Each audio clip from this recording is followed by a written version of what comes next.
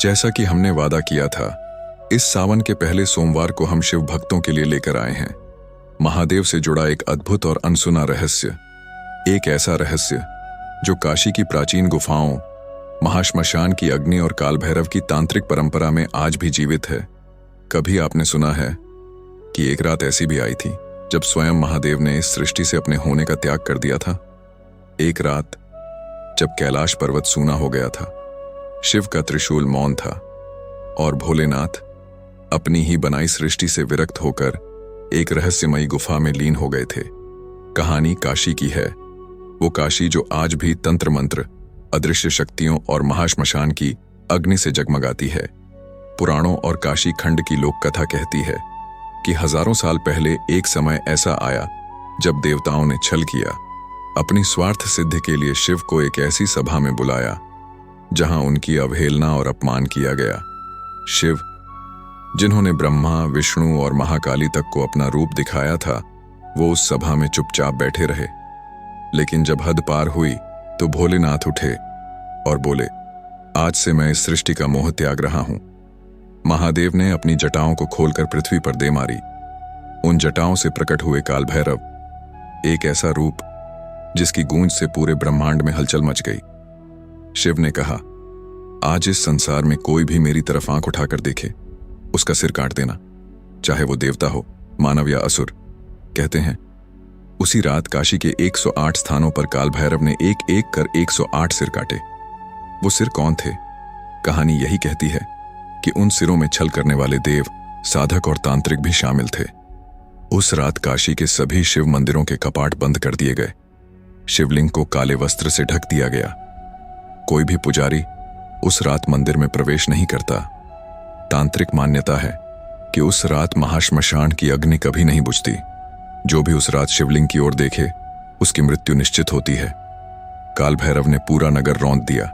उनकी गूंजती आवाज, शिव सत्य है, शेष माया, हर दिशा में फैल गई। और जब भैरव का कोप शांत नहीं हुआ, तब स्वयं महाकाली प्रकट हुई। कहा जाता है महाकाली ने भैरव के चरणों को पकड़कर उनसे विराम करने का आग्रह किया। भोलेनाथ ने फिर एक दीपक जलाया और कहा, आज से इस दीपक की लौ में मैं रहूंगा।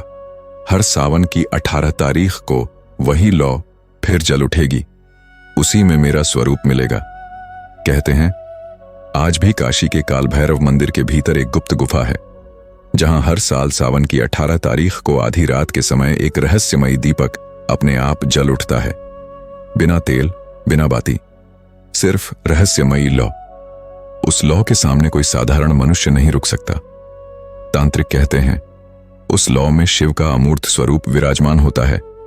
वैज्ञानिक आए, उस लौ को बुझाने की कोशिश की गई, लेकिन ना वो बुझती है, ना उसका ताप सामान्य है।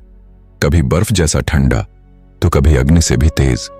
काशी के तांत्रिक और साधक आज भी कहते हैं कि उस रात की स्मृति में शिव ने काल भैरव से एक समझौता किया, तू इस सृष्टि का प्रहरी रहेगा और मैं हर दीपक की लौ में रहूंगा।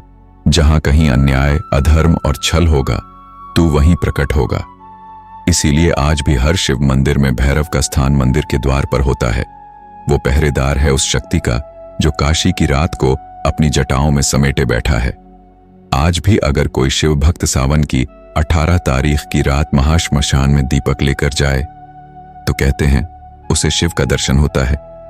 लेकिन उसे ये शपथ भी देनी होती है कि जो उसने देखा वो किसी से कहेगा नहीं, क्योंकि वो रहस्य सिर्फ भोलेनाथ के लिए है।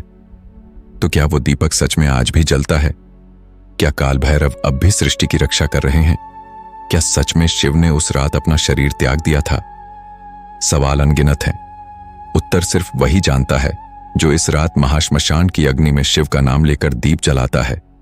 हर हर महादेव। डिस्क्लेमर, यह कहानी भारतीय पौराणिक ग्रंथों, काशी खंड की लोक कथाओं और तांत्रिक परंपराओं पर आधारित है।